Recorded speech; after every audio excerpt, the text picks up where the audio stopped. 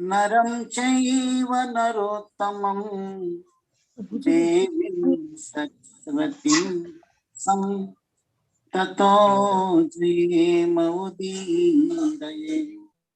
नष्टप्रायेषु भद्रेषु नित्यं भागवत सेवया भगवती उत्तम श्लोके भक्तिर्भवति नष्टकिम्।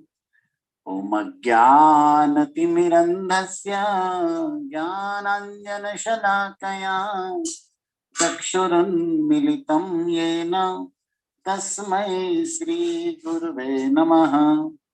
श्रीचैतन्यमनोभीष्टं स्थापितं येन भूतले स्वयं रूप कदा मह्यं ददाति स्वपदान्तिकं। वन्देऽहं श्रीगुरो श्रीयुतपदकमलं श्रीगुरून् वैष्णवंश्च श्रीरूपं साग्रजातं सहगण रघुनाथान्वितं तं सजीवं साद्वैतं सावधूतं परिजनसहितं कृष्ण चैतन्य देवं श्रीराधा कृष्णपदान् सहगण ललिता श्रीविशाखान्वितंश्च। हे कृष्ण करुणा सिंधो दीनबंधु जगत्पते गोपेश गोपिका कांत राधा कांत नमोस्तुते। तप्त कांचन गौरांगी श्रीराधे वृंदावनेश्वरीं वृषभानुसुते देवी प्रणमामि हरिप्रिये। वाञ्छाकल्पतरुभ्यश्च कृपा सिन्धुभ्य एव च पतितानां पावनेभ्यो वैष्णवेभ्यो नमो नमः। जय श्री कृष्ण चैतन्य प्रभु नित्यानंद श्री अद्वैत गदाधर श्रीवासादि गौर भक्त वृंद। हरे कृष्णा कृष्णा कृष्णा हरे हरे हरे राम राम राम हरे हरे। हरे कृष्णा। तो आप सभी भागवत कथा सत्संग प्रेमी श्रोता श्री चरणों में सादर वंदन। और आज का सत्र हम प्रारंभ करने जा रहे हैं। श्रीमद् भागवतम स्कंद 1 अध्याय 9 श्लोक संख्या 35। ओके, और स्तुति का चौथा श्लोक होगा 35। सपदि सखी वचो निशम्य मध्ये निज परयो बलयो रथम निवेश्य स्थितवत परिसैनिकायुरक्षिणा हृतवती पार्थ सखेरति ममास्तु। तो थोड़ा नेटवर्क शायद मेरा भी स्लो है। आपको सुनाई दे रहा है ना सबको? यस प्रभु जी। Yes, okay. तो हम चर्चा कर रहे हैं भीष्म देव के कृष्ण प्रार्थना स्तुति के शब्दों पर। कृष्ण के सुंदर श्री विग्रह का रूप सुधा रस पान करते हुए गंगा पुत्र को माधुर्य, ऐश्वर्य, सौंदर्य सब वर्णन होते हुए इस 35 मतलब स्तुति के चौथे श्लोक में युद्ध का प्रथम दिन याद आ गया। गंगा पुत्र भीष्म को महाभारत युद्ध का प्रथम दिन याद आ गया और इस श्लोक में प्रथम दिन का वर्णन कर रहे हैं। अब सभी वैष्णवों को पता होना चाहिए, स्मरण होना चाहिए कि ये मार्गशीर शुक्ल एकादशी है, जिसको आप गीता जयंती कहते हैं, राइट।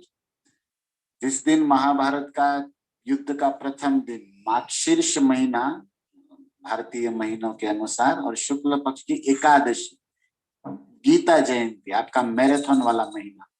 और गीता जयंती के दिन ही महाभारत युद्ध प्रारंभ हुआ।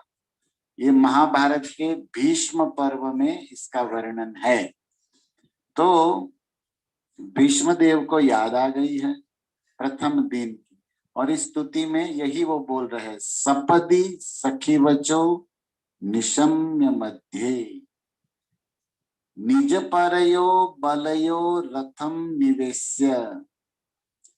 सपदी बहुत सुंदर शब्द है। सपदी मतलब शिल प्रभुपाद ने इसका शब्दार्थ दिया है अनुवाद, युद्ध मैदान में, रण संग्राम में। तो रण संग्राम में सखी वच, अपने सखा अर्जुन के वचन निशम्य, निशम्य मतलब सुनकर, कुरुक्षेत्र के युद्ध मैदान में अपने सखा श्री अर्जुन के वचन सुनकर, सुनकर क्या किया कृष्ण ने, बोले निज परयो बलयो, निज मतलब अपने स्व, और परयो मतलब विपक्ष के, सामने वाले पक्ष के, बलयो मतलब सेना में, तो अपनी सेना में और सामने वाली सेना के मध्य, मध्य मतलब बीच में, रथम निवेश्य, सपदी युद्ध मैदान में, सखी वच अपने अर्जुन के मित्र के वचन सुनकर, निशम्य सुनकर, और निज परयो बलयो रथम निवेश्य, निज मतलब अपनी, परयो मतलब सामने वाले की, बलयो मतलब सेना, और दोनों सेनाओं के बीच में रथम निवेश्य, मध्य मतलब बिटवीन, बीच में, और रथम निवेश्य, निवेश्य मतलब श्रीधर स्वामी कहते हैं स्थापयित्वा, रथ को खड़ा कर दिया।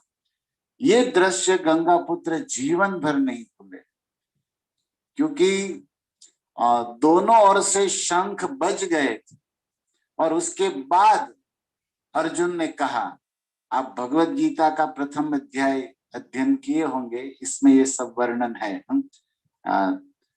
युद्ध भूमि में सैन्य निरीक्षण, भगवत गीता अर्जुन विषाद योग, प्रथम अध्याय गीता का नाम है अर्जुन विषाद योग महाभारत के अनुसार, और कृष्ण ने इसी विषाद को प्रसाद में बदल दिया गीता ज्ञान देकर। इसलिए 18वें अध्याय में अर्जुन कहते हैं कि हे कृष्ण, मैं आपका प्रसाद पाकर पवित्र हो गया हूँ, नष्ट मोह स्मृति लब्ध्वा त्वयि प्रसाद अच्युत, कहते कि प्रभु आपका प्रसाद। तो वहां पर कुरुक्षेत्र में लड्डू पेड़ा नहीं बांटा गया था, स्वीट राइस, ये गीता का ज्ञान रूपी प्रसाद दिया।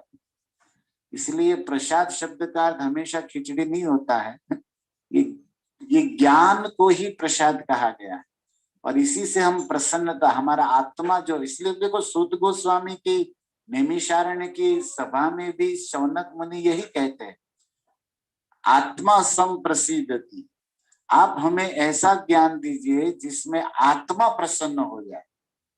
तो एकादशी के दिन हम लोग प्रसाद नहीं लेते हैं, मतलब अन्न प्रसाद नहीं लेते हैं, ऐसे तो भक्त लोग तो प्रसाद तो छोड़ते ही नहीं, वो अलग टाइप का प्रसाद करके भी ले ही लेते हैं। लेकिन एकादशी के दिन उपवास करना मतलब food for soul, feast for soul हो जाएगा, आत्मा के लिए वो फीस्ट हो जाएगा। शरीर के लिए फास्ट, शरीर के लिए फास्टिंग है, लेकिन हम शरीर तो है नहीं, हम आत्मा है, सोल आत्मा है, और आत्मा के लिए फीस्ट। तो अभी जो आप भागवत कथा सुन रहे हो या कृष्ण नाम कीर्तन करते हो, ये आत्मा के लिए फीस्ट है। तो हम लोग शरीर के लिए बहुत फीस्ट करते हैं, ध्यान रखते हैं, लेकिन ये जो भागवत कथा, गीता का ज्ञान और हरि नाम, ये क्या है, वो आत्मा का प्रसाद है। तो यहाँ पर अर्जुन कहते हैं कि त्वयि प्रसाद अच्युत, 18वें अध्याय में, राइट। और अब क्या करेंगे, बोले करिष्ये वचनम तव, अब आप जो बोलेंगे वही करूंगा, क्योंकि मेरा मोह नष्ट हो गया। तो ये गीता का बिगिनिंग और एंड हमने आपको स्मरण कराया। क्यों कराया, क्योंकि पितामह भीष्म कुरुक्षेत्र की युद्ध भूमि में सामने पक्ष में थे, और उन्होंने सिंह नाद विनत घोषे। वो गीता में वो श्लोक आया है कि सिंह की गर्जना के समान गंगा पुत्र ने श्लोक क्या शंख ध्वनि किया था। जब गंगा पुत्र भीष्म ने शंख बजाया तो वहां पर वर्णन है कि सिंह की गर्जना, जैसे जंगल में कोई वनराज केसरी सिंह जैसे गर्जना करता है, ऐसी भयानक शंख ध्वनि थी। और सामने पक्ष में भी ध्वनि हुई थी और गंगा पुत्र युद्ध के लिए तैयार थे। तब तक अर्जुन ने कहा सेनयोरुभयो मध्ये रथस्थापयमे अच्युत। भगवत गीता का प्रथम अध्याय 21 नंबर श्लोक सभी भक्तों को स्मरण होना चाहिए। यहाँ पर देखो क्या वर्णन पितामह कह रहे हैं कि अपने सखा अर्जुन का वचन सुन के दोनों सेनाओं के बीच में रथ ले गए। राइट, तो हमें गीता में जाना पड़ेगा और गीता में अर्जुन ने ये बोला है कि हे अच्युत। देखो प्रथम गीता में भगवान का नाम अर्जुन के मुख से आया है अच्युत। और अच्युत के विषय में आप समझते होंगे, अ मतलब नो, नेवर, नहीं, और च्युत मतलब पतित होना, क्षय होना, गिर जाना, डिस्ट्रॉय मतलब नीचे आ जाना, समाप्त हो जाना, द एंड। लेकिन जो कभी समाप्त नहीं होते, कभी गिरते नहीं, उसको अच्युत कहते हैं। राइट, आपने सुना होगा। और श्रील प्रभुपाद ने भागवत में स्थान स्थान पर शब्दों की, भगवत नाम की रस आस्वादन हमें कराया है। तो ऐसा आपने सुना होगा, प्रभुपाद ने लिखा है और वैष्णव लोग भी कहते रहते हैं कि जो अपने सौंदर्य से, माधुर्य से, ऐश्वर्य से कभी गिरते नहीं, इसलिए उन्हें अच्युत कहते हैं। कुछ कभी कहीं कहीं कहीं प्रभुपाद ने लिखा है कि जो अपने गुणों से, दयालुता, करुणा, भक्त वत्सलता, इन गुणों से कभी भगवान गिरते नहीं, कभी नीचे नहीं आते, इसलिए उनको अच्युत कहा जाता है। देवता हो या मनुष्य, हम लोगों का स्वभाव, शरीर, सौंदर्य, ऐश्वर्य, आज धन है कल नहीं होगा, आज सुंदरता स्वरूप है कल नहीं होगा, हम लोग गिरते रहते हैं। आज दया है लेकिन 2 साल के बाद दया सूख जाती है, हमें उनसे विरोध हो जाता है, ऐसा देखा गया है। राइट, लेकिन भगवान तो हमेशा अपने सौंदर्य, माधुर्य स्वरूप में, हमेशा अपनी करुणा, दया, वत्सलता स्वभाव में नित्य रहते हैं, इसीलिए उन्हें अच्युत कहते हैं। लेकिन भक्तों, आप पढ़िएगा भगवत गीता, जो पितामह भीष्म यहाँ याद कर रहे कि अपने अर्जुन सखा के वचन सुन के क्यों, क्या, किंतु, परंतु कुछ भी नहीं किया और सीधा रथ को ले गए। दोनों सेना के बीच में बोला था स्वामी ने, खड़ा कर दो। स्वामी मतलब अर्जुन, अभी तो सारथी है ना, कृष्ण ड्राइवर है। तो मालिक जहां बोलता है वहीं गाड़ी पार्क करनी पड़ेगी, मालिक जहां बोलता है वहीं राइट लेफ्ट लेना पड़ेगा। ड्राइवर का तो यही काम है। तो कृष्ण तो ड्राइविंग कर रहे हैं, अभी सारथी बने हैं। तो जैसे मालिक कहे कि आज हम साइड में करो, पार्क करो, तो ड्राइवर ये नहीं कर सकता क्यों, क्या, क्या काम है, उसको सीधा फॉलो करना है। कृष्ण भी देखो यहाँ अपने सखा के, अपने भक्त अर्जुन के कितने आज्ञाकारी सारथी है कि अर्जुन ने कहा दोनों सेनाओं के बीच में रथ ले चलो, भगवान ने कहा जी मालिक जी सरकार अभी ले चलते। क्यों, क्या काम है उधर, किंतु परंतु कुछ नहीं किया। ये आजकल के कलयुगी चेला करते हैं। गुरुजी कुछ भी सेवा देते तो तुरंत प्रश्न खड़ा करेंगे, क्यों जाएंगे हम, क्या काम है उधर, क्या मिलेगा, कोई और कर लेगा तो। और कई हमारे गुजराती भगत तो એટલા પાકા છે કે આપણે સેવા હોપીએ તો ચપલા ગોતવામાં અડધો કલાક કરે। આપણે કહે તો લઈને આવ્યો હતા કે હું તો હજી અહીંયા જ છું। तो फिर वो कैसे काम, गुरु मुख पद्म वाक्य चित्ते ते करिया यज्ञ, कि आरती गाने वाले के जीवन में भी हमने देखा है कि वो कुछ जीवन में होता नहीं। तो गुरु की जय बोलने वाले लाखों है, लेकिन गुरु की बात पर जीवन न्योछावर करने वाले लाखों में कोई एक विरले होते हैं, और उसी का भक्ति पथ आगे बढ़ता है भक्त। तो यहाँ पर बहुत प्रैक्टिकल साधना में भी हमें मैसेज मिलता है। लेकिन देखो कृष्ण अपने जीवन चरित्र से कि भक्तों की सेवा के लिए किंतु परंतु कुछ नहीं, सीधा रथ को ले गए। राइट, इसका वर्णन हो रहा है। तो वहां पर हम बात कर रहे थे अच्युत शब्द की।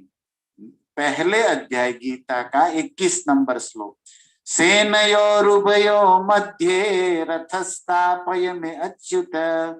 तो भक्तों वहां पर श्रील प्रभुपाद जी ने अच्युत शब्द का एक तीसरा मीनिंग बहुत सुंदर बताया। पहले हमने कहा ना माधुर्य सौंदर्य से गिरते नहीं, फिर गुणों से गिरते नहीं, करुणा वत्सलता। लेकिन प्रभुपाद लिखते हैं कि कृष्ण को अच्युत इसीलिए कहते हैं कि उनके भक्त भी कभी गिरते नहीं। ये ऐसे भगवान, इनका नाम, इस भगवान का नाम अच्युत इसीलिए है कि इनकी भक्ति करने वाले, इनके भक्त भी कभी गिरते नहीं। और ये गीता में भी गारंटी है, न मे भक्त प्रणश्यति। 9वें अध्याय में 29 नंबर श्लोक में कृष्ण कहते हैं ना कि क्षिप्रम भवति धर्मात्मा शाश्वत शांति निगच्छति कौन्तेय प्रतिजानी ही न मे भक्त प्रणश्यति। तो ये प्रभुपाद का वहां पर तात्पर्य बहुत हम भक्तों को आश्वासन देता है, दृढ़ता, विश्वास कि हम वैसे भगवान कृष्ण का भजन कर रहे हैं जो अच्युत है। और अर्थात उनका स्वभाव है कि अपने भक्त को वो कभी गिरने देते नहीं, परीक्षा लेते हैं और उसमें भक्त फेल हो जाए तो भी उनको ऊपर उठाते हैं। तो ये एक ऐसे भगवान है जिनके चरणों में कोई गिर जाए, भगवान के चरणों में कोई गिर जाए तो भगवान उठा के उसे सर पे बिठा लेते हैं। भक्त को भगवान अपने सिर का मुकुट बना लेते हैं। ऐसे भगवान अच्युत की जय हो, ऐसा वेदों में कहा गया है भक्तों। तो यहाँ पर अर्जुन अच्युत कह के कहते हैं कि हे अच्युत, दोनों सेनाओं के बीच में मेरा रथ ले जाओ। एक्चुअली भगवान ने पूछा नहीं वहां पर कि क्यों ले जाओ, तुमको क्या करना है, लेकिन अर्जुन स्वतः वहां पर दूसरे लाइन में कहते हैं प्रथम अध्याय में, यावत एत निरीक्षे हम युद्ध कामान अवस्थिता। हे केशव, मैं देखना चाहता हूं कि कौन कौन मेरे सामने लड़ने आए हैं। मुझे देखना है कि मुझे किसके साथ लड़ना है, इसलिए ले चलो दोनों सेनाओं के बीच मेरे रथ को। कृष्ण ने कहा ओके, ले चलते हैं। इस बात को भीष्म यहाँ याद कर रहे अंतिम बेला में, ये कृष्ण कैसे भक्त वत्सल है कि पूरा विश्व जिनकी आज्ञा में चलता है वे भगवान भक्त की आज्ञा पालन करते हैं। बताओ, आप लोग बोलते हो ना ब्रह्म संहिता में, ये चक्षुरेश सवत सविता सकल ग्रहाणा राजा समस्त सुर मूर्ति रशेष तेजा यस्याज्ञया भ्रमति संभृत काल चक्रो गोविंदमादि पुरुषम तमहम भजामि। ये जो सारे ग्रहों का राजा है सूर्य, जो काल चक्र है, जो समय नक्की करता है, उस सूर्य को भी किसके आज्ञा से? भगवान की आज्ञा से चलता है। यस्य आज्ञया भ्रमति, भगवान सूर्य घूमते रहते हैं भगवान गोविंद की आज्ञा से। और कपिल भगवान ने भी भागवत में कहा है, मृत्यु चरति मत भयात्, इंद्र मेरे डर से, अग्नि सूर्य मेरे डर से, चंद्र मेरे, और साक्षात काल मृत्यु भी मेरी आज्ञा से चलता है। तो काल या महाकाल, भगवान शिव को महाकाल कहते हैं और काल कहते हैं यमराज को, मृत्यु के देवता को। लेकिन काल हो या महाकाल हो, सब कृष्ण की आज्ञा से चलते हैं और इसके कई प्रमाण हमें शास्त्रों में मिलते हैं, कथाओं में। तो भक्तों, ऐसे भगवान जिसकी आज्ञा में पूरा विश्व चलता है, वे भगवान अपने भक्त की आज्ञा में चलते हैं। जाके जगत आधीन है सो प्रभु प्रेमाधीन, क्योंकि प्रेमी भक्त के परवश हो जाते हैं भगवान। और इसीलिए तो हमारे वृंदावन में मतलब हम लोग सुनते थे पहले, छोटे भजन में गाया जाता था कि दास तिहारे देवगण सारे रवि शशि आज्ञाकारी सोई ब्रह्म, ब्रह्म के पिता। आप तो उस ब्रह्मा के भी पिता हो, गीता में कहते भी है पितामह से जगत हो, पूरे विश्व के पिता ब्रह्मा है ऋषि मुनियों के। लेकिन ब्रह्मा के कारण भी ultimate cause Krishna, cause of all causes, सारे कारणों के वही कारण है ना। तो वे कृष्ण ब्रह्म के पिता को प्रेमे नचावे नारी, वृंदावन की नारियां नचाती थी ठाकुर जी को, कृष्ण को। तो जिसकी आज्ञा में रवि शशि चलते हैं, दास देव शिव ब्रह्मा इंद्र सूर्य चंद्र सब इनके दास है, उनकी आज्ञा में चलते हैं और वे भगवान प्रेमी भक्त की आज्ञा में चलते हैं। ये भगवान का स्वभाव है जो भीष्म याद कर रहे हैं यहाँ पर। आप लोग भी सूरदास जी ने पद गाया है ना, प्रेम के वश अर्जुन रथ क्यों भूल गए यदुराई, सबसे ऊंची प्रेम सगाई। ये प्रेम की बात है। प्रेम के वश अर्जुन रथ हांक्यो। अरे दारुक जिसका सारथी हो, काल के भी काल श्री कृष्ण है, और जिनकी चरणों में सारे देवता लोकपाल पड़े रहते हैं, और वे भगवान अपने भक्त का रथ चला रहे हैं। पूरा विश्व जिनकी रथ यात्रा निकालता है, वे जगन्नाथ योगेश्वर कृष्ण अपने भक्त की आज्ञा में रथ चला रहे हैं। भीष्म उस बात को याद कर रहे हैं और उसी के सामने बोल रहे हैं कि सपदि सखी वचो निशम्य मध्य। अब एक और अर्थ सुनिए श्रीधर स्वामी के शब्दों में। सपदि, सपदि मतलब on the battle field, Prabhupada ने लिखा है, राइट। लेकिन सपदि का एक और मीनिंग होता है कि सपदि मतलब युद्ध मैदान में, ओके। लेकिन सपदि मतलब श्रीधर स्वामी कहते थे इमीडिएटली। सपदि मतलब तत्क्षणात। जैसा अर्जुन ने कहा कि ले जाओ रथ, भगवान ने कहा ओके, यस सर, कुछ भी नहीं, तत्क्षणात। सपदि का सेकंड मीनिंग क्या होगा? इमीडिएटली, तुरंत, तत्क्षणात, उसी क्षण भगवान ले गए रथ को। क्यों? क्योंकि सखी वचन, भगवान को अपने सखा और सखियों का वचन पालन करने में सुख मिलता है। और ये तो आप लोग भी कभी करोगे ना तो अनुभव करोगे। भगवान के प्रतिनिधि या प्रेमी कोई वैष्णव की आज्ञा का पालन करने में जो सुख मिलता है ना, जो आनंद मिलता है ना, वो संसार में कहीं नहीं मिलता। इस आनंद को तो भगवान भी तरसते हैं कि कब मेरी राधा मुझे आज्ञा दे। भगवान वृंदावन में तरसते हैं, कब मेरा श्रीदाम मुझे कहे घोड़ा बनो, तो भगवान बनते हैं। तो प्रेमी की आज्ञा पालन में मजा है। लेकिन ये कोई प्रेमी ही समझ सकता है, या दूसरा जिसका हृदय निर्मल हो चुका है ना, ऐसा शुद्ध भक्त समझ सकता है। ये अहंकारी भोगी लोग नहीं समझ सकते कि इसमें क्या मजा है। आज्ञा देने में वो आनंद नहीं है जो आज्ञा पालन करने में है। और भगवान इस सुख का यहाँ पर आनंद ले रहे हैं। तो रथारूढ़ो गच्छन् पथि मिलित भूदेव पटले स्तुतिर प्रादुर्भावम प्रतिपद सकार सकार हृदय सकर्ण्य। वो आया है ना जगन्नाथ अष्टकम में, भगवान जगन्नाथ जी रथ पर चलते हैं तो रथारूढ़ो गच्छन् पथि मिलित, तो सारे ब्राह्मण लोग स्तुति करते हैं, भगवान उसको सुनते हैं उन स्तुतियों को। और वे रथ यात्रा पर विराजमान भगवान नंदी घोष के स्वामी जगन्नाथ यहाँ पर अपने भक्त अर्जुन का रथ चला रहे हैं। चैतन्य महाप्रभु और श्री रंगम में उस ब्राह्मण के मुख से यही वचन सुन के आलिंगन में भर के प्रेम दान दे दिए। अर्जुन रथे प्रभु हैया रज्जुधर बसिया छे हाथ तोत्रे श्यामल सुंदर।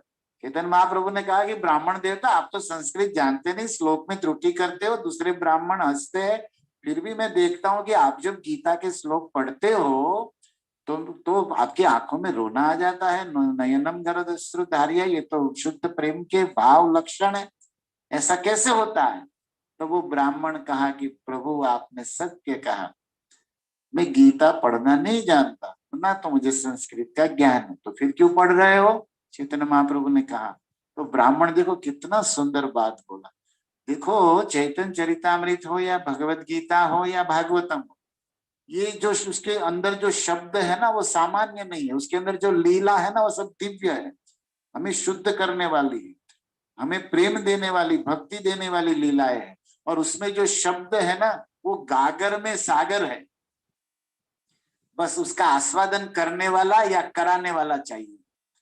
वो ब्राह्मण बोला शुद्ध अशुद्ध गीता पढ़ी, गुरु आज्ञा मानी, एक ही बात में सारे शास्त्रों का सार। हमारे भक्ति रसामृत सिंधु में रूप गोस्वामी 64 भक्ति के लक्षण अंग का वर्णन करते हैं, तो उसमें प्रथम बताते गुरु पादाश्रय, आचार्योपासनम। गीता में भी ये शब्द आया है कि गुरु की, वेद भी तो यही कहता है तत्गुरु मेवा भी, गुरु की शरण में जाओ। तो गुरु की आज्ञा का पालन करने को गीता में कहा ना, चौथे अध्याय का 33 नंबर श्लोक होगा, है ना, तद्विद्धि प्रणिपाते न परिप्रश्ने न सेवया उपदेक्षन्ति ते ज्ञानम ज्ञानिनम तत्वदर्शिनम। पढ़िए प्रभुपाद का तात्पर्य वहां पर भी। तो मैं समझता हूं कि आप सभी श्रोता वैष्णव गुरु की आज्ञा का पालन करने का जो महत्व है वो सब जानते हैं और करना चाहिए, ये धर्म है, ये भी समझते हैं, राइट। लेकिन होता नहीं है। हमारा समस्या ये है कि जानते हैं, दूसरे को भी बोलते हैं, लेकिन होता नहीं है। और कुछ कुछ होता है आज्ञा पालन, उसमें भी दिल से नहीं होता, करने के लिए, दिखाने के लिए, हाँ, बस फॉर्मेलिटी पूरा हो रहा है। दिल से कब होगा, ये आशा हमारे जीवन की है। ये सब प्रसंग पढ़ने से होगा। देखो यहाँ वो ब्राह्मण कहता है कि प्रभु मैं पढ़ना नहीं जानता, लेकिन मेरे गुरु ने कहा है कि तुम पढ़ो, इसलिए मुझे जैसा आता है मैं पढ़ूंगा, क्योंकि गुरु ने कहा। तो भैया तुम पढ़ना नहीं जानते, चलो बहुत सुंदर गुण है कि तुम गुरु की आज्ञा मान रहे हो। अरे ये सुंदर नहीं, ये सार है। ये जिसके जीवन में आ गया ना, उसमें और सारे गुण आ जाए। कई हमारी परंपरा में भी और अन्य वैष्णव संप्रदाय में भी निरक्षर थे, पढ़ना जानते ही नहीं, लेकिन फिर भी भगवान उसके सामने खड़े रहते। प्रेम, क्योंकि वो तो शास्त्र में लिखा है ना, ये पंडिताई से या संस्कृत से भगवान नहीं मिलते। ये भगवत भक्ति में भगवान को जानने में सहायक जरूर है। ट्रेन के लिए जैसे पटरी होनी चाहिए, रेलवे ट्रैक तभी तो ट्रेन चलेगी, ऐसे ही सब ये पंडिताई या थोड़ा ज्ञान या संस्कृत, ये शास्त्र होगा तो हमें पटरी है, ये ट्रैक है, उस पर ट्रेन चलेगी। लेकिन एरोप्लेन ही मिल जाए तो ट्रेन की जरूरत ही क्या है। ये गुरु कृपा तो फ्लाइट है भाई, सीधी, वो तो सीधी पहुंचती है, उनको ये सब जरूरत नहीं रहता। इसीलिए शास्त्र में कहा गया ना, दिव्य ज्ञान हृदय प्रकाशित। और आपने महाभारत अगर पढ़ा हो या कभी सुना हो तो उसमें धौम्य ऋषि के शिष्य की कथा है, जो बांध के आड़े सो गया था, आप सभी जानते होंगे। उपमन्यु, कई भक्तों की कथाएं हैं। तो गुरु की कृपा से ज्ञान हो गया। सुदामा को भी आप पढ़िए भागवत 80वें अध्याय में वर्णन है कि जब लकड़ी काटते हुए रात भर ठंडी में परेशान होते हुए कृष्ण सुदामा को सुबह जब सांदीपनी मुनि ने देखा तो यही कहा कि तुम लोग तो मेरी आज्ञा में इतनी समस्या, इतना कष्ट, इतनी आंधी तूफान, फिर भी लकड़ियों को छोड़े नहीं। और गुरु आश्रम के यज्ञ के लिए लकड़ी का भारा हाथ में था कृष्ण सुदामा के, भागवत में लिखा है। और गुरु ने दिल से आशीर्वाद दिया कि सारे वेदों का ज्ञान तुम्हारे हृदय में प्रकट हो जाएगा, और इस जन्म में भी और अगले जन्म में, जन्मों जन्म रहेगा। हो गया काम। इससे बड़ा क्या आशीर्वाद हो सकता है। एनीवे, वो टॉपिक अलग हो जाएगा। लेकिन हम आप भक्तों को इस भगवान की लीला से प्रैक्टिकल साधना में हमें जो वास्तविकता है उस पर विचार दे रहे हैं। तो हमें क्या यहाँ पर कृष्ण की पितामह भीष्म याद कर रहे हैं। अर्जुन के वचन को सुन के जिनकी रथ यात्रा निकलती हुई भगवान रथ चला रहे, तो वो ब्राह्मण को चैतन्य महाप्रभु ने कहा कि रोते क्यों। तब यही श्लोक कहा, यही बात कहा कि इतने अखिल ब्रह्मांड के स्वामी, करोड़ों लक्ष्मियों के अधिपति, और वे भगवान कितने सरल, कितने करुणावान कि अपने भक्त अर्जुन का रथ चला रहे हैं। ये देख के ही मेरे हृदय में भर जाता है, मेरे आंखों में पानी आ जाता है। तब चैतन्य महाप्रभु ने क्या कहा, भक्तों ये लीला आपके लिए नई नहीं है, आई नो, मैं जानता हूं, लेकिन उस लीला में जो सार संदेश मैसेज है ना, वो जीवन में लेना। प्रभु कहे तुम्ही जानी गीता सार। चैतन्य महाप्रभु ने कहा कि वास्तव में गीता का सार तो तुम समझे, भले श्लोक नहीं मालूम, संस्कृत नहीं मालूम, लेकिन उसका सार, उसका अमृत, उसका निचोड़, उनका कंक्लूजन तुमने ले लिया है। इसी के लिए तो गीता है, शरणागति, प्रेम, भक्ति। तो चैतन्य महाप्रभु ने फिर आलिंगन कर दिया, कृष्ण प्रेम से रोम रोम उस ब्राह्मण का भर गया। देवालय हो गया बदन, संत हृदय तो महंत हो गया, प्रेम जब अनंत हो गया तो रोम रोम संत हो गया। चैतन्य महाप्रभु ने जैसे आलिंगन किया, तप्त कंचन सुवर्ण वर्ण राधा का लिया था गौरांग महाप्रभु प्रेम भक्ति के अवतार, और उस ब्राह्मण को एम्ब्रेस, आलिंगन करते ही वो ब्राह्मण में सारा ज्ञान, प्रेम, भक्ति भाव रोम रोम में भर गया। नाचने लगा हरि बोल कह के। तब हमारे संत लोग कहते हैं कि देवालय हो गया बदन, अब तो उसका शरीर ही मंदिर हो गया और हृदय महंत हो गया। और मंदिर में कोई महंत होता है ना, गदिपति, उसका हृदय तो राजा बन गया। क्या? क्योंकि प्रेम अनंत हो गया और रोम रोम संत हो गया। ये सब कवियों की बातें हैं, आप भक्त लोग के लिए रस आस्वादन के लिए स्मरण में आती है तो हम बोल देते हैं। जैसे कोई प्रयोजन तो नहीं है यहाँ उसका, लेकिन मूल सार शिक्षा को थोड़ा धक्का लगे इसलिए हम बोलते हैं कि आपको स्मरण में रहे। तो हम चैतन्य महाप्रभु की इस पावन लीला को, रथ यात्रा की बात को, श्लोक को, साथ में गीता में अर्जुन आज्ञा दे रहे दोनों सेनाओं के बीच में ले जाओ तो अच्युत शब्द को, इस सब को अंतर की सबके अंतर्गत क्या है? कृष्ण की भक्त वत्सलता, करुणा, कि अपने भक्त के लिए भगवान सारथी ड्राइवर भी बन जाते हैं। और इस बात को भीष्म याद कर रहे हैं कि प्रभु आपके लाखों नौकर चाकर द्वारिका सोने की नगरी, और आपने कैसे अपने सखा का वचन स्मरण करके दोनों सेनाओं के बीच में रथ ले गए थे। मैंने अपनी इन बूढ़ी आंखों से देखा है आपकी इस लीला को। और वे कृष्ण आज करुणा करके उसी अर्जुन का रथ चलाते हुए, मेरी इच्छा थी कि मैं इसी रूप को देखूं। 10 दिन मैंने इस रूप का आस्वादन किया, लेकिन 10वें दिन में जब बाणशैया पर सो गया तो फिर तो मुझे ये दर्शन होता नहीं था। तो मैं तरसता रहता था कि कब कृष्ण का वो दर्शन होगा, कब होगा।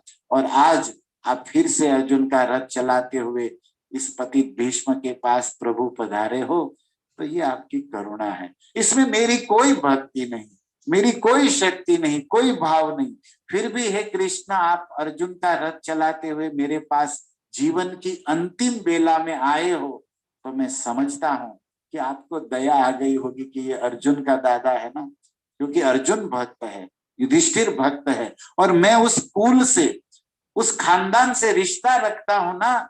तो आप तो भक्तों को इतना मानते हैं कि भक्त के कुत्ते को भी प्रेम करते हैं, भक्त के घोड़े को भी प्रेम करते हैं। आपने अर्जुन के घोड़े को भी प्रेम किया है, उसकी भी सेवा की है। तो मैं तो उसके कुल का वडील दादा हूँ, ओल्ड मैन हूँ। तो शायद उसी संबंध से हे कृष्ण आप हम पर करुणा करके हमारे अंत वेला में आए। इस तरह भीष्म के भाव हृदय में चल रहे हैं और उसी को वाणी से स्तुति में भगवान के सामने भीष्म देव कह रहे हैं। और फिर क्या हुआ? आप दोनों सेनाओं के बीच में रथ ले गए और अर्जुन ने कहा था कि मैं देखना चाहता हूं कि कौन कौन मेरे सामने लड़ने आए हैं, बताओ। तो कृष्ण रथ पर खड़े होकर आचार्य मातुलान ससुरान शालान संबंधिनस तथा आप प्रथम अध्याय गीता का पढ़ेंगे तो उसमें ये सब वर्णन है कि कृष्ण ने कहा देखो ये तुम्हारे आचार्य है, ये पितामह है, ये शाला, ये साले लोग है, ये संबंधी है, ये मातुरा, ये मतलब मामा के भांजे है, ये सब भगवान ने बताया है। राइट? वो तो आप प्रथम अध्याय गीता का पढ़े होंगे तो उसमें ये वर्णन आता है। अब भीष्मदेव क्या कर रहे हैं कि फिर तो युद्ध चालू हुआ हम सबका। और युद्ध में कृष्ण ने क्या किया था, देखो एक सीक्रेट बता रहे इस श्लोक में। स्थितवत परिसैनिकायुरक्षिणा ऋतवत पार्थ सखेरति ममास्तु। इस श्लोक का अंतिम 2 लाइन भीष्मदेव कह रहे हैं कि सपदि सखी वचो निशम्य माध्ये निज परयो बलयो रथम निवेश्य स्थितवती परसैनिकायु अक्षिणा हृतवती पार्थ सखेरति ममास्तु। अक्षिणा, अक्षिणा मतलब आंखों से। हे केशव मैंने देखा है। देखो भीष्म पितामह तत्वदर्शी ऋषि है, ज्ञानी है, भक्त है, सब समझते हैं। वो क्या कह रहे हैं कि आपने उस समय कहा कि ये तुम्हारे दादा, ये तुम्हारे गुरु, ये तुम्हारे साला, ये तुम्हारे मामा के भांजे, ये तुम्हारे चचेरे भाई, ये जो आप बोल रहे थे ना, केवल बोल नहीं रहे थे प्रभु। आपने जब आंखों से देखा ना, देखते ही उन सब की आयु हर ली थी आप प्रभु। आपने जब देखते ही उनको मार दिया था। अब तो केवल पुतले खड़े थे और प्रभु आपको कहाँ तीर चलाना है, आपको कहाँ धनुष हाथ में लेना है, आप तो देखना भी कहाँ है, आप तो बोलते ही आपका संकल्प ही कार्य हो जाता है। आप तो सोचते हो उसी समय कार्य हो जाता है, आप तो सर्वेश्वर हो। तो भीष्मदेव कहते स्थितवती, आप जब उस रथ पर खड़े हुए, दोनों सेनाओं के बीच में रथ ले गए और अर्जुन ने कहा कि मैं देखना चाहता हूं कौन मेरे साथ लड़ने वाला है, तो भगवान कृष्ण रथ पर खड़े हो गए। सारथी का जो बैठे हुए थे उसने खड़े होकर वहां पर कहा कि ये। तो उस समय भीष्म के सामने भी उंगली थी, द्रोण के सामने भी, सबका नाम भी बोल रहे थे कृष्ण। और उस समय क्या हुआ, भीष्म कहते स्थितवती, रथ पर खड़े रहकर पर सैनिका, मतलब जो सामने विपक्ष, पर मतलब सामने वाले, विपक्ष वाले, उस सैनिकों की आयु, आयु मतलब जीवन अवधि, अक्षणा आंखों से हृतवती, आपने हर लिया था। ऐसे पार्थ के सखा में मेरी रति अस्तु, मम अस्तु, मम मतलब मम रति, मेरी रति। कल प्रभु जी ने पूछा था ना रति शब्द का अर्थ, हमने पहले रति शब्द का अर्थ कर लिया है। जो विषय भोग से वैराग्य हो जाए बुद्धि में, और कृष्ण अनुरागिणी जो रति हो जाए, मति हो जाए, उसे रति कहते हैं। हमारी मति में, बुद्धि में विषय भोग से वैराग्य का दृढ़ निश्चय हो जाए, और कृष्ण प्रेम में हमारी बुद्धि अनुरागिणी हो जाए, तो उस बुद्धि को, उस मति को रति कहते हैं। मतलब हृदय से स्नेह, बिना कारण का स्नेह। कोई ऑप्शन नहीं चाहिए कि मैं कृष्ण से प्रेम करूंगा क्योंकि कृष्ण सुंदर है, कृष्ण गुणवान है, वो सुंदर हो या ना हो, गुणवान हो या ना हो। जो प्रेम करता है ना, वो प्रेमी के गुण दोष नहीं देखता। सच्चा प्रेम प्रेमी के गुण दोष नहीं देखता। अरे वर्णन है कि प्रेमी तो दोष में भी गुण देखता है। और जैसे ईर्ष्यालु, एनवियस पर्सन, दो गुण में भी दोष देखता है, और अपना व्यक्ति उल्टा है, दोष में भी गुण देखता है। अपना अपना नजरिया है भाई। तो एनीवे वो सब बताना नहीं है, लेकिन रति यहाँ पर शब्द आया है कि मेरी रति पार्थ सखा में, कृष्ण को नाम है, कृष्ण का नाम है पार्थ सखा, पार्थ सारथी, पार्थ सखा, तो पार्थ अर्जुन का नाम है। इसमें भी बहुत बातें हमने पहले बताई थी, आप लोग भूल गए होंगे। पृथा, अर्जुन की माँ कुंती जो है सूरसेन की प्रथम बेटी, वसुदेव से भी बड़ी थी कुंती, और उसका नाम था पृथा। कुंती नाम तो बाद में हुआ, क्योंकि कुंती भोज सूरसेन के मित्र थे और कुंती भोज को कोई संतान नहीं थी। तो उन्होंने कहा कि तुम्हारी 4 बेटियां हैं और 10 लड़के हैं, तो एक तो हमें दे दो, हमें तो कोई संतान नहीं है। तो मित्र प्रेम में सूरसेन महाराज ने कुंती भोज नाम के यादव को, अपने कजिन ब्रदर को, अपनी बेटी दत्तक दी थी, वारस में दे दिया। तो उस समय उसका नाम पृथा था, पृथा। अच्छा, पृथा नाम का भी क्या मीनिंग होता है? जो पृथ्वी के समान, पृथ्वी मतलब भूमि, अर्थ, पृथ्वी के समान सहन करने वाली, टॉलरेंट हो, और क्षमा करने वाली, फॉरगिव, जो सब क्षमा करते हैं, फॉरगिवनेस, राइट। तो देखो पृथ्वी में 2 गुण है, पृथ्वी सब कुछ सहन करती है, सर्वसहा। इसलिए तो दत्तात्रेय भगवान ने 24 गुरु में प्रथम गुरु पृथ्वी को बनाया है, और भक्त को ये गुण सीखना चाहिए, राइट। और दूसरा, पृथ्वी क्या करती है? क्षमा कर देती है। जीव इतने पाप ताप करते रहते पृथ्वी पर, लेकिन पृथ्वी सहती भी है और क्षमा भी करती है। और इस गुणों को जिसने धारण किया है तो वो है पृथा। और इसलिए भगवान कहते हैं पार्थ, इसका मतलब है कि तुम पृथ्वी के गुण धारण करने वाले, सहन करने वाले, क्षमा करने वाले पृथा के बेटे हो। तो माँ के गुण बेटे में आते हैं, वंश परंपरा में। माँ के जो गुण होते हैं, दुर्गुण हो तो दुर्गुण आते हैं। इसलिए आप खुद सुधर जाओ, अपने बच्चों का अपने आप सुधार हो जाएगा, क्योंकि नहीं तो हम भी एक कारण बनेंगे आगे हमारी परंपरा बिगाड़ने वालों में, और सुधारने वालों में भी बन सकते हैं। हम सुधर जाए तो पीछे बहुत सुधार हो सकता है। एनीवे वो सब अलग मैटर हो जाएगा। तो यहाँ पर पृथा, तो कुंती भोज ने फिर नाम दत्तक लिया, तो उसने नाम रखा कुंती अपने नाम से, नहीं तो ओरिजिनल नाम पृथा है, राइट। तो इस तरह कहां से कहां बात चली जाती है। लेकिन पार्थ, यहाँ पार्थ सखे शब्द आया है ना, तो हम पार्थ की बात कर रहे हैं, और पार्थ का सखा मतलब फ्रेंड श्री कृष्ण। और गीता में हमको एक बहुत आनंद मिलता है कि भगवान ने बोल्डली अनाउंस किया है, भक्तो चमे सखा चेती, अर्जुन तुम मेरे सखा हो। भक्त तो हो ही हो, नो डाउट, लेकिन केवल भक्त नहीं हो, तुम मेरे इंटीमेट फ्रेंड भी हो। और भगवान स्पेशल अर्जुन के सखा की क्या बात कहे, पार्थ सखा के ऊपर मैं आपको एक समय है स्टोरी बताऊं तो लिखा है पुराणों में, भगवान के साथ सबसे ज्यादा कोई रहा हो, सबसे ज्यादा कृष्ण लीला में, तो वो अर्जुन है। उतना राधा और रुक्मणी भी नहीं रहे, अब दूसरे की क्या बात करें बताओ, प्रकट लीला में। क्योंकि भगवान तो 11 साल गोकुल में रहे, 100 साल द्वारिका में रहे, 17 साल मथुरा में रहे, ओके ये आपको पता होगा। लेकिन ज्यादा से ज्यादा कृष्ण 125 वर्ष पृथ्वी पर लीला किए, उसमें सबसे ज्यादा टाइम, सबसे ज्यादा एसोसिएशन, सबसे ज्यादा संग किसको मिला, तो एक ही नाम है, अर्जुन। सबको मिला है थोड़ा थोड़ा, लेकिन अर्जुन बाजी मार गए, 90% अर्जुन। जब तक भगवान, क्योंकि अर्जुन आ जाते थे बार बार द्वारिका, और कृष्ण भी बार बार हस्तिनापुर या फिर इंद्रप्रस्थ चले जाते थे।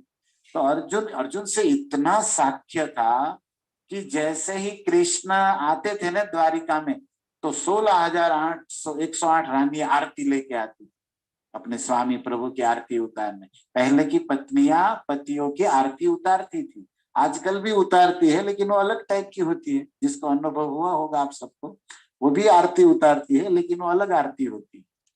पहले आरती उतरती ना, जय सुख करता दुख हरता, आज के पति की आरती, ये नहीं करता वो नहीं करता, क्यों नहीं मरता, ये नहीं करता, वो अलग आरती होती है। मतलब गुस्से में पता नहीं क्या क्या निकलता है मुख से। तो एनीवे ये भी पतियों की क्या करें, कृपा है पत्नियों की, ताकि उसको थोड़ा वैराग्य आए और भजन में लगे। तो अच्छा ही है, ये कृपा है पत्नियों की, नो डाउट। तो भगवान के लिए 16,108 थालियों में आरती आती है, और जैसे रानियां रुक्मणी खुश होती कि मेरे प्रभु आ गए, क्योंकि कृष्ण इतने सुंदर, जिसकी कथा छोड़ नहीं सकते, जिनका नाम नहीं छोड़ सकते, वो कृष्ण साक्षात आए हैं। तो रुक्मणी तो प्रेमी है, मतलब प्रेमिक पत्नी है, तो कितना सुख मिलता होगा आप समझ सकते हो। लेकिन जैसे ही आरती लेके जाते हैं ना, तो साइड में अर्जुन खड़ा होता है, तो रुक्मणी सत्यभामा की ओर देखती और कहती, ये भी आया है, छोड़ता ही नहीं हमारे स्वामी को। एक तो 2-2 महीने से वहां पड़े रहते हैं, फोन भी नहीं उठाते, ईमेल तो है नहीं कृष्ण का, व्हाट्सएप भी बंद आता है, फेसबुक में तो होते ही नहीं प्रभु ऑनलाइन, हमेशा अर्जुन के साथ पड़े रहते हैं। और अभी कुछ देर हमारे साथ आए हैं द्वारिका में, तो इसको लेके आए। अभी कौन समझाए हमारे स्वामी को। तो अर्जुन तो साथ में ही रहते थे। और भगवान क्या कहते थे, जब द्वारिका आते तो खाना भी अर्जुन के साथ, सोना भी अर्जुन के साथ, बताओ। तो रात में रुक्मणी आदि प्रसाद के बाद विचार करती, अर्जुन को कोई ले जाए तो अच्छा है, कोई फोन करो ना द्रौपदी को कि इनको उठाओ यहाँ से, सुभद्रा को, हमारे पति का संग ही नहीं छोड़ता, चिपकू आता ही रहता है। ऐसा महाराज भी सुनाते हैं, और ये सत्य है, महाभारत में भी वर्णन है इसका। और भगवान कृष्ण अर्जुन के लिए क्या क्या करते हैं, ये बहुत बातें हैं भक्तों। ये शब्द पर हम किस पर बोले, पार्थ सखा, जो साथ साथ खाए, साथ साथ सोए, साथ साथ हमेशा रहे, और एक दूसरे की दिल की बात कहे। इवन सुभद्रा का पाणी ग्रहण, अर्जुन का दिल अपनी बहन सुभद्रा पर आया है, ये भी कृष्ण जान गए। और सारा भगाने का व्यवस्था, सुभद्रा हरण का प्लानिंग कृष्ण दिया, बताओ अर्जुन को, कि तुम साधु बन के आना, और इस तरह भोजन होगा, फिर रात में कभी बताऊंगा, इसको उठा के ले जाना। अपनी बहन को भगाया, बताओ अर्जुन के प्रति भगवान का कितना स्नेह है, ये सब प्रकट होता है। और यहाँ पर बोल्डली बोलते हैं कि तुम मेरे सखा हो। इसलिए पितामह भीष्म भी इस श्लोक में क्या कह रहे, हे पार्थ सखा, पार्थ के सखा के, पार्थ सखा में मेरी रति अस्तु, मेरी रति लग जाए। क्या किया था पार्थ सखा ने, अपने पार्थ को जिताने के लिए भगवान ने युद्ध के पहले ही अपनी दिव्य दृष्टि से, अपनी मतलब अपनी शक्ति से, शक्ति भरी दृष्टि से देखते ही उन सबको मार दिया, सामने वाले पक्ष को। ये कृष्ण कर सकते हैं, क्योंकि कृष्ण कृष्ण है। तो फिर एक प्रश्न होगा कि तो भगवान ने तो गलत किया ना, ये तो मार दिया, मतलब यहाँ कह रहे हृत, मतलब उनकी आयु क्षीण कर दी, उसका मरना कंफर्म कर दिया भगवान ने, डेफिनेशन दे दी, मतलब पक्का कर लिया था कि इसमें एक भी नहीं वापस जाएगा। रिटर्न टिकट कुरुक्षेत्र से किसी का नहीं, सीधा डायरेक्ट ऊपर ही टिकट है इन लोगों का। भीष्म ने देख लिया था इस बात को, समझ लिया था ज्ञान दृष्टि से, अपनी बुद्धि से। तो देखो श्रील प्रभुपाद अपनी कलम चलाते हैं, बहुत सुंदर। इस श्लोक का तात्पर्य आप लोग पढ़ लेना अपनी भाषा में, मैं केवल थोड़ा सा इस पर व्याख्या प्रभुपाद के शब्दों को दोहराऊंगा। प्रभुपाद लिखते हैं कि वस्तु तो इससे पता चलता है कि विपक्ष के प्रति भगवान कृपालु नहीं है क्या? नहीं, विपक्ष के प्रति भी कृपालु। सामने वाले सैनिकों को देखते ही मार दिया, मतलब क्या? देखो भगवान मारते नहीं, तारते हैं, पहले हमने व्याख्या कर दी है इस बात की, राइट। तो यहाँ पर क्योंकि ये सारे सैनिक अगर अपने घर में मरते, अपने देश में मरते, तो अपने कर्मों के कारण चक्र में घूमते रहते, लेकिन कृष्ण को देखते देखते ये लोग सब जन्म कर्म से छूटकर मुक्ति को प्राप्त कर लिए। तो भगवान का देखना और मारना, बाहर से लगता है कि भगवान शत्रु है और देख रहे हैं और इनको मार दिए, लेकिन अंदर की बात क्या है, भीतर की बात, कि भगवान ने इन सब पर करुणा की, क्योंकि ये लोग 16 माला करने वाले हैं नहीं, ये लोग कभी भक्तों का संग करने वाले हैं नहीं, लड़ने आए हैं और विपक्ष में है, दुष्टों के पक्ष में है, तो अभी इनका कोई ऑप्शन नहीं है, लेकिन मेरा दर्शन करते हुए मरेंगे और मैं इनके ओर देखूंगा तो इनके सारे पाप ताप अपराध सब कट जाएंगे और सब जन्म कर्म से छूटकर भगवान के धाम में जाएंगे। तो प्रभुपाद लिखते हैं कि बाहर से लिख रहा है कि अर्जुन के मित्र है, लेकिन भीतर से भगवान उस शत्रुओं की भी भलाई कर रहे हैं, कि उनको देखते हुए उनका सामने सब शरीर छोड़े कुरुक्षेत्र के योद्धा सैनिक, तो सब भगवान के धाम में गए, सब मोक्ष को प्राप्त किए। इसका वर्णन स्तुति में आगे भी आएगा, तो इसको हम थोड़ा उस समय कुछ श्लोक कोटेशन आपको करेंगे। तो यहाँ पर क्या वर्णन हो रहा है, पिता में कह रहे कि अपनी दृष्टि से ही सारे सैनिकों की आयु को भगवान ने हर लिया था। तो इसके ये क्यों किया? तो देखो आचार्य लिखते हैं कि अर्जुन को पाप न लगे। यहाँ पर ये रोते हुए इसलिए आए थे ना युधिष्ठिर महाराज, कि मेरे कारण मरे हैं, मैंने सबको मारा है, मैं नरक में जाऊंगा। आपने पहला वाला याद करिए, 1 महीने पहले हमने बताया था शुरुआत में अध्याय के श्लोकों में। युधिष्ठिर रो रहे थे, समझ ही नहीं रहे थे, लेकिन देखो भीष्म क्लियर कर रहे हैं कि पांडवों, हे अर्जुन, हे युधिष्ठिर, तुम लोग का कोई दोष नहीं है, तुमको कोई पाप नहीं, क्योंकि तुमने मारा ही नहीं, तुमने तो केवल पुतले गिराए हैं, ओरिजिनल प्राण तो इसने ले लिए थे, देखते ही मार दिया था। और इस बात को भगवत गीता में भी कृष्ण ने विश्व रूप में बोला है। जब विश्व रूप दिखाया 11वां अध्याय भगवत गीता का, आप पढ़िएगा भक्तों, उसमें श्लोक है, अर्जुन ने जब वो भयानक रूप देखा ना, सहस्त्र पाणी पादम्बा, सहस्त्र अक्षी शिरोमुखम, हजारों हाथ हो गए, हजारों मुख हो गए और मुख से अग्नि बरस रहा है, सब उसके अंदर घुस रहे हैं मुख में, अर्जुन को पसीना आ गया। और अर्जुन क्या कहते हैं, को भगवान उग्र रूपम, आप कौन है इतने भयानक रूप में? अर्जुन ये भी भूल गए कि कृष्ण है, मेरे मित्र है, और अभी तो ऑर्डर दिया था कि दोनों सेनाओं के बीच में ले जाओ, लेकिन वो रूप देख के अर्जुन का पसीना निकल गया। तब अर्जुन क्या कहते, कौन है प्रभु आप? भगवान को उग्र रूपम। तो देखो कृष्ण क्या आंसर करते हैं, श्री भगवान उवाच, पढ़िएगा 11वां अध्याय गीता। कृष्ण कहते हैं, कालोस्मि लोकक्षयम कृतम प्रवृद्धो हम, मैं काल हूं और इन सब का विनाश करने के लिए आया। विश्व रूप में उस पोज में कृष्ण बोल रहे हैं कि मैं काल हूं और सबको मारने के लिए आया हूं। लेकिन अर्जुन कहते सबको मारेंगे तो हमको भी, मतलब हमारा भी Aadhaar card cancel, green card cancel हो जाएगा, हम भी फोटो में बैठ जाएंगे क्या, माला चढ़ जाएगी? तब कृष्ण कहते हैं, रीते त्वाम, तुम 5 को छोड़कर यहां से कोई वापस नहीं जाएगा, सबको मार दिया हूं। रीते त्वाम, तुम 5 को छोड़कर कुरुक्षेत्र में मैंने सबको मार दिया है अर्जुन। अच्छा क्यों? तो भगवान कहते हैं, यशो लभस्तम सव्यसाची, दुनिया कहे कि तुमने मारा है, तुम विजयी बनोगे, क्षत्रिय तुम्हारा गुण गाएंगे, लेकिन अल्टीमेट मैंने मारा है, जो अंदर की बात।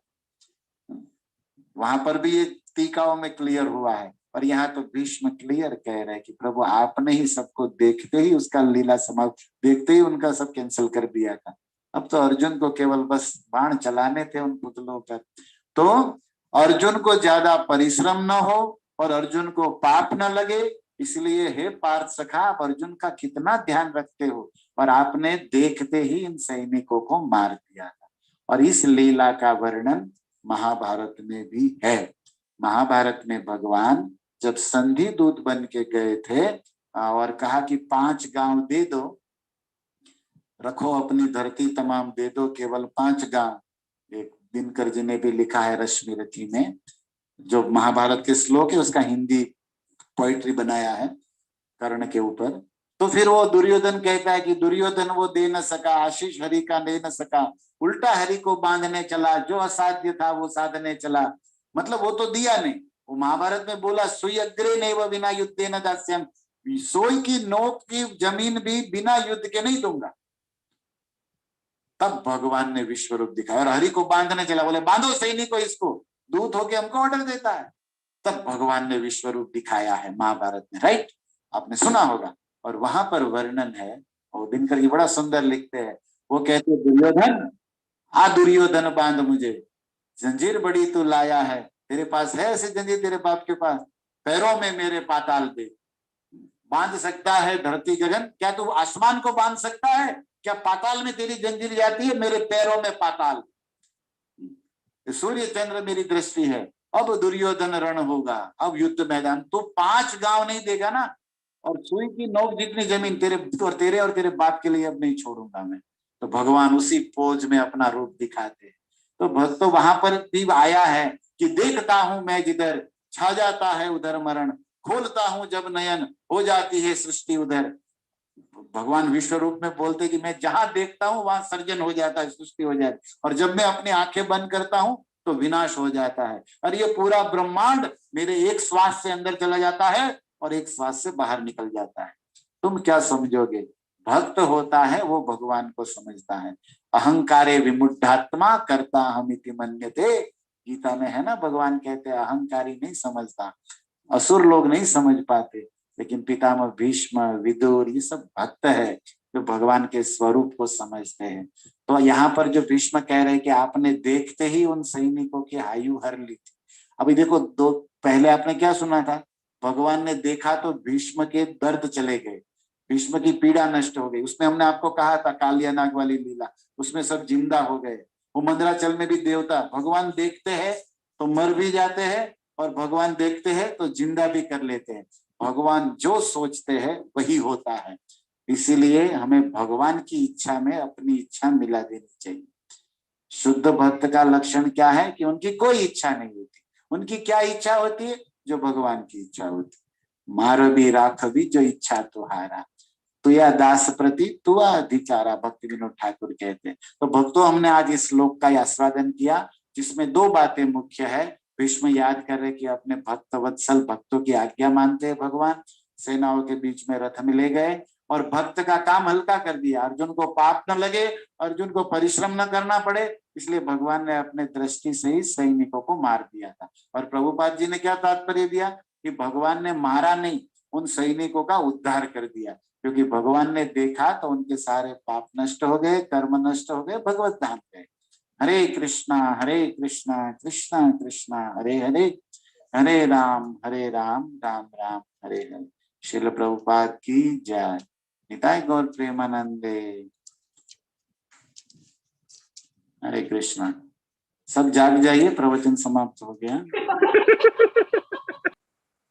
ओके। हरे कृष्णा। हरे कृष्णा। हरे कृष्णा प्रभु जी। अगर हरे किसी कृष्णा। तो अभी रोज यही टाइम पे होगा 3 दिन, ओके प्रभु जी? क्योंकि मुझे यही अनुकूल होगा 7 से 8। यस प्रभु जी, आज मेरा इंटरनेट थोड़ा डाउन है, मैं आईफोन पे देख रहा हूँ, आपको सुन रहा हूँ। ओके। तो तो प्रभु ठीक जी, है, कल हम सेम यही टाइम पे मिलेंगे 7 से 8, और कल थोड़ा क्वेश्चन आंसर ले सकते हैं। आज थोड़ा मुझे को काम है, इसलिए तो पहली बार जा रहा हूँ, तो 2 दिन रास्ता भी देखना है नेट में। Thank you. आप सबकी रतिमती भीष्म देव की तरह भगवान में लगे, यही मैं शुभकामना करता हूँ भारत से, और सबको प्रणाम करता हूँ। हरे कृष्णा। हरे कृष्णा। हरे कृष्णा कृष्ण प्रणाम, कोटि कोटि कृष्णा प्रणाम। कृष्णा हरे हरे। हरे कृष्णा। हरे राम हरे सादर राम प्रणाम। His Grace Pallava Krishna Prabhu की गुरु महाराज की जय, निताई गौर सिंह की जय। हरि हरि बोल।